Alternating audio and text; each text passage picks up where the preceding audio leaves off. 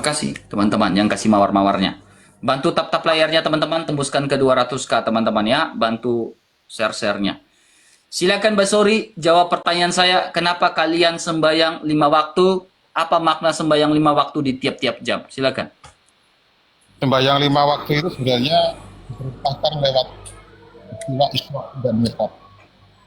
Ya, silakan. Saya tanya, kenapa sembahyang jam? Apa makna di balik sembahyang maghrib, sembahyang duha, sembahyang isya? Silakan tunjukkan berdasarkan datanya. Saya persilakan. Kalau sepengetahuan kami diajarkan untuk melakukan sholat. Itu guru kami, ini sebatas pengetahuan ya. Kami belum mengajarkan kenapa kita harus tidur, kenapa tidak. Gitu. Belum ada. Mungkin Nggak ada. lebih lengkap. Lebih lengkap dalam Katolik dong, masa dalam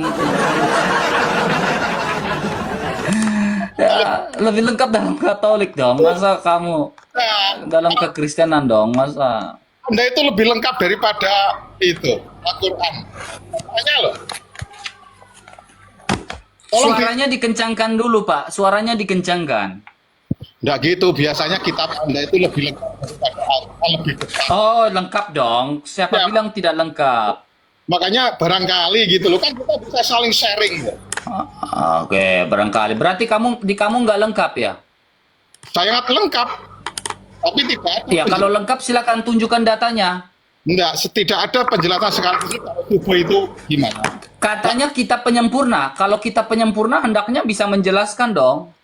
Al-Quran, umat Islam itu pedomannya ada 2, bahkan 4. Nah, Iya, saya Al-Quran tanya, apa makna misalkan surat sembahyang duha itu maknanya apa? maknanya itu kita itu menyembah kepada Allah Subhanahu wa taala pada Mana datanya? Mana datanya? Contohnya, RK, kenapa kamu sembahyang duha? Saya tanya, datanya ini. ya, Makna teologisnya ini, Kisah Rasul 2 ayat yang ke-1. betul. Ketika tiba hari Pentakosta, semua orang percaya berkumpul di satu tempat. Tiba-tiba turunlah dari langit suatu bunyi seperti tiupan angin yang keras yang ini pada hari Pentakosta. Lalu kita lihat hari ayat yang ke-15. Dia bilang apa nih? Ya, orang-orang ini tidak mabuk seperti yang kamu sangka karena hari baru pukul berapa? 9. Ya. Nah, ini sembahyang duha, Pak. Ya, betul. Oke, sekarang ada nggak makna di balik sembahyang duha di dalam Islam? Katanya sempurna. Tunjukkan. Saya bisa tunjukkan 7 waktu sembahyang itu ada dasar dalam Alkitab semua. Silakan tunjukkan 5 waktu dalam Islam sembahyang. Datanya apa? Silakan tunjukkan. Maknanya apa? Seperti yang saya tunjukkan. Kalau saya enggak tahu saya. Imani aja. Imani saja. Ayo puasa, ayo Ya puasa. udah. Bungsu. Enggak puasa, ayo puasa, bahas puasa. Bungsu, gimana sih Bungsu? Si Bungsu ini gimana? Lagi-lagi imani saja si Bungsu. Bang, kalau saya ketika ini sembahyang duha itu jam berapa? 9, betul? Kalau terbit fajar sudah naik dikit. Ya, nah makanya di sini ada jam Kalau kata pukul. Nah, ini makna teologisnya adalah kita melihat bahwa pada hari Pentakosta itu turun, Roh Kudus turun atas para rasul. Ya. Sehingga para rasul itu bisa berkata-kata, memberitakan Injil. Gitu. Ya. Kitab Anda, Ya, sekarang saya tanya kepada Anda, kitab Anda memang luar biasa. sekarang bagaimana dengan kitab Anda? Tidak ada penjelasan seperti itu. Tidak ada Roh Kudus di dalam kitab Al-Quran itu jam 9 itu tidak ada. Memang tidak ada Roh Kudus dalam kitab Anda. Tetapi dengar baik-baik Pak Basori. Menurut Nandar, Roh Kudus itu Jibril. Ya kan? Oh. Menurut Nandar, Roh Kudus itu adalah Jibril, ya kan? Iya, betul. Katanya tidak ada Roh Kudus, tapi kalau menurut Nandar bilang ada Roh Kudus, yaitu Jibril. Benar atau tidak? Nandar selalu mengatakan bahwa Jibril adalah Roh Kudus. Betul. Tetapi gini, Ah. sudah tidak ada nabi, sudah tidak ada rasul. Terus Oke, jadi tujuan Isra Mi'raj ini apa? Saya tanya, jadi tujuan dari Isra dan Mi'raj ini apa? tujuan daripada Isra Mi'raj itu yaitu memerintahkan kita untuk sholat 5 waktu. Oke, sekarang apakah Allah menyatakan apa makna di balik sholat 5 waktu itu di tiap-tiap jam itu? Sebenarnya ada maknanya, cuma saya belum baca. Silakan tunjukkan datanya, kan kita penyempurna. Rasulullah turun, Muhammad turun, itu kan menyempurna. Silakan tunjukkan datanya. Kalau data saya belum tahu. Ayo kita sama-sama belajar. Monggo. Kalau Jangan nanti ngambil dari jangan ngambil dari karisteng lagi. Pak, dengan RK kan sudah tahu saya bilang apa. Jangan nekat naik ke atas. Paling kurang ada sumber data yang bisa didiskusikan dengan saya. enggak gitu. Ya, kalau hanya modal nekat ke atas, Pak, ini saya bilang jangan baputar-baputar dengan saya di atas, tunjukkan data. Enggak Nah, gitu. apalagi di belakang kau itu ada jam-jam. Ya, ada banyak jam di belakang kamu. Ada berapa jam? Coba tunjukkan dulu latarnya ada berapa jam itu. Banyak ini ya. Banyak sekali. Nah, ada banyak jam. Harusnya tahu makna-makna semuanya. Aduh, masa kalian nggak tahu? Kenapa saya sholat maghrib? Saya nggak tahu RK. Kenapa saya sholat isya? Saya nggak tahu RK. Jadi hanya gitu-gitu aja, Pak. Sudah gini. Apa itu? Ayo bahas puasa tadi ditanya. Puasa itu orang siapa gitu. Ayo, seneng aku. Kalah ya, ngaku kalah ya masalah ini ya. Justru saya nggak tahu, kurang tahu. Cuma perintah saya. Bilang nggak ada datanya, Pak ya. Bilang nggak ada datanya ya. Nggak ada datanya. Saya punya data, tapi gini. Kalau masalah sholat imani saja, Pak. Nggak gitu. Gini, aku lebih Berarti belum puas nih. Kalau memang nggak gitu, intinya gini, apakah kamu imani saja masalah sholat? Aku lebih pengembangan bukan imani saja gini. Inna sholata tanha 'anil fahsya'i wal munkar. Iya toh? Ini baru dengar atau gimana? Silakan jelaskan. Sholat itu mencegah perbuatan keji dan mungkar. Itu adalah Terus daripada sholat. Ayo. Terus? Lah, itu yang pola pikir yang ada dalam hati saya seperti itu. Awwalu ma yuhassabu bihi yaumal qiyamati sholat. Nah, itu dalil saya gunakan di hari kiamat nanti. Amal yang paling diambil, paling dicatat sholat kita. Amal yang dilihat adalah sholat kita. Apabila sholatnya Amal yang adalah sholat kita. Oke, terus? amal yang dinilai adalah sholat. Betul, terus? Bila sholat kita baik, maka seluruh amal kita akan baik. Apabila sholat kita buruk, maka seluruh amal akan buruk. Itu konsepnya. Sederhana. Oke. Kemana-mana. Oke. Ayo. Nah, ketika Anda mengatakan sholat seperti itu, saya tanya Bapak. Ya. Ya, saya tanya Bapak ya. Kenapa kiblat Anda kalian harus ke arah sana? Ke arah Gini. Silakan. Awalnya kan kiblat itu kan ke arah Yerusalem kan? Pinter kamu, pinter. Oke, pintar. Iya, saya pintar. Kamu nggak tahu apa yang sudah saya siapkan untuk kamu. Silakan jelaskan. Sabar Pak, sabar. Saya tanya Pak. Ya. Ketika melakukan Isra dan Miraj, Muhammad itu ke Baitul apa itu? Di Yerusalem itu Baitul apa ya? Saya lupa ya. Kodas. Apa? Ada gereja. Di sana kan tidak ada masjid. Artinya gereja gitu toh. Oke, Bait Suci Yerusalem ya. Silakan. Enggak, yang jadi tanya apa? Yang ditanya apa? Sudah, silakan jelaskan. Kenapa kiblatnya ke arah sana? Kenapa nggak di Yerusalem? Karena ada perintah dari Allah perihal pengalian kiblat itu. Karena Allah lebih tahu daripada apa yang jadi nanti. Allah itu lebih tahu. Tenang saja. Kiblat umat Islam ada di Ka'bah. Ya, sekarang saja umat Islam kiblat di Ka'bah. Sementara umat Yahudi ada di Yerusalem sebagai kiblatnya. Perangnya masa ampun.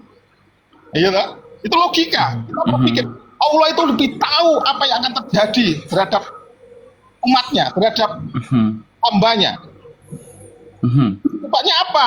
Kalau akibatnya nanti di Baitul Muqaddas semua akan terjadi perebutan yang semakin. Tapi Allah tahu. Kemudian dialihkan kiblatnya itu ke Ka'bah.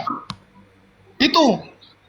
Tapi dalilnya ya saya kurang tahu, tetapi penjelasan guru saya seperti itu. Udah? Sudah, gimana? Terus? Oke, sudah. Ketika melakukan Isra dan Miraj ke Yerusalem, itu bait suci ya? Ya, bait suci ya, bait Allah ya. Emangnya bait suci saat itu ada ya? Gitu. Gini. Dulu di situ. Kamu ngerti nggak pertanyaan saya, Pak Sori? Ya. Saat itu terjadi bait suci sudah ada ya? Ketika melakukan Isra itu bait suci sudah dibangun lagi nggak? Yang di situ. Ngerti nggak? Bait suci yang bait Allah. Kamu ngerti nggak? Ketika melakukan Isra dia pergi ke bait suci. Ya. Bait suci saat itu sudah dibangun belum? Nggak, bait suci itu istana Sulaiman. Iya, sudah dibangun belum? Iya, sudah dibangun belum yang di Yerusalem itu? Tetapi sudah hancur. Sekarang ketika dia melakukan Isra itu, Ya. bait suci yang mana dia pergi? Katanya gini Pak, pada saat zaman Jenderal Titus, pada saat zaman itu dihancurkan itu pada saat Jenderal Titus ya, kalau tidak salah, Kaisar Titus pada tahun 70 Masehi. Ya, di Romawi ya. Kemudian bait suci ketiga Romawi itu oleh Kaisar Julianus, dan sampai di tahun keberapa itu belum, di abad ke-7 itu belum dibangun-bangun, Pak. Kan Bagaimana jadi Muhammad melakukan Isra itu kemana? itu kan tempatnya itu komplek gitu. Bekasnya itu bait suci itu ada di sekitar situ gitu. Lucu ini ya. Melakukan Isra tetapi nggak ke bait suci, tetapi bait suci itu sudah dihancurkan, belum dibangun gitu kan. Isra kemana? Nah jadi gini Bang, ketika melakukan klaim-klaim seperti itu, ini yang menjadi sebuah permasalahan. Kenapa saya bilang menjadi sebuah permasalahan? Kamu lihat baik-baik. Gara-gara Isra dan Miraj Pak, ya, di dalam buku Sirah Nabawiyah Ibnu Hisham, ya, banyak orang yang tadinya sudah beragama Islam, itu jadi apa? Apa ya? Nggak kurang baca saya. Banyak orang yang tadinya sudah masuk Islam, dia jadi apa? Putar. murtad gara-gara Isra dan Miraj ini. Karena apa? Di sini Muhammad di sini mengatakan apa? Aku sedang tidur. Lalu di sini di halaman yang ke-245 dia bilang apa? Ya, dalam keadaan tidur.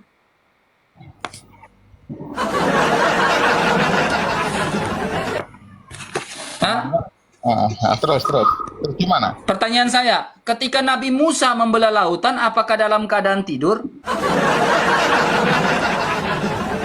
Iya, maaf loh ya, kalau versi kami, menurut pengajaran guru kami, Nabi Muhammad itu diperjalankan di suatu malam. Dalam keadaan tidur atau tidak? Dalam itu kan menurut versi. Saya tanya, dalam keadaan tidur atau dalam keadaan sadar? Jasad secara jasmani dan rohani. Dalam keadaan tidur? Tidak, jasad secara jasmani dan rohani. Siapa yang menyaksikan dia pergi Isra dan Miraj? Gini, pasti. Maksud gini, kok beda sendiri ya? Nabi Musa membelah lautan tidak dalam keadaan tidur. Kenapa Isra dan Miraj ini kenapa harus dalam keadaan tidur?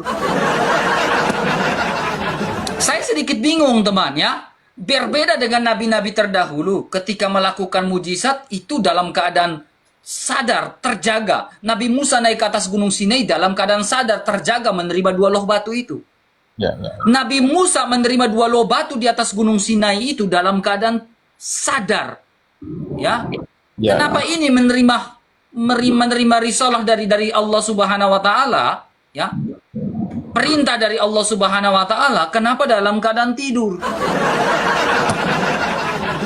Makanya saya bilang beda sendiri Basori ini. Beda sendiri, serius. Kenapa saya bilang beda sendiri?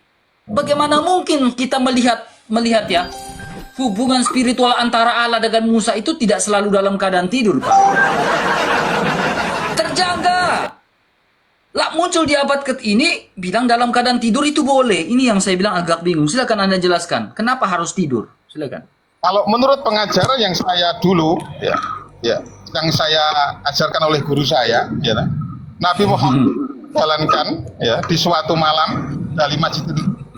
Tidur nggak? Enggak, jasmani dan rohani. Sekarang gini, kamu coba, aduh, HP ku cuma satu, Mare. Gini. Ada, bahkan guru saya dulu pernah bilang sama saya. Panggil gurunya, hubungi gurunya siapa, diskusi dengan saya.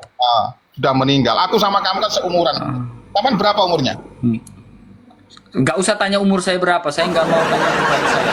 Langsung diskusi saja. Nah gitu. Di dalam perjalanan itu, baginda Nabi Muhammad SAW ketemu saudagar yang lagi jualan. Kan biasanya dulu itu para kafilah itu ketemu. Ayo dibaca itu. Lah, Mana ya datanya? Saya tuh dengar dari. Nggak ada tuh datanya di sini. Nggak ada. Hah? Tidak ada datanya. Coba dicari di Google. Apakah pada Maha tahu Google dan segala isinya. Ini yang saya bilang, Google lebih tahu, teman-teman. Ya. Google solusinya. Harusnya kau buka Sirah Nabawiyah, sumber-sumber literasi dalam Islam. Malah kau cari Google. Gimana kamu, teman? Sedikit-sedikit Google. Nggak gitu, berarti saya tidak mau diskusi dengan orang yang selalu Google. Gak mau saya, kalau mau buku lebih kredibel. Ya, bisa dipercaya, Bang, ya.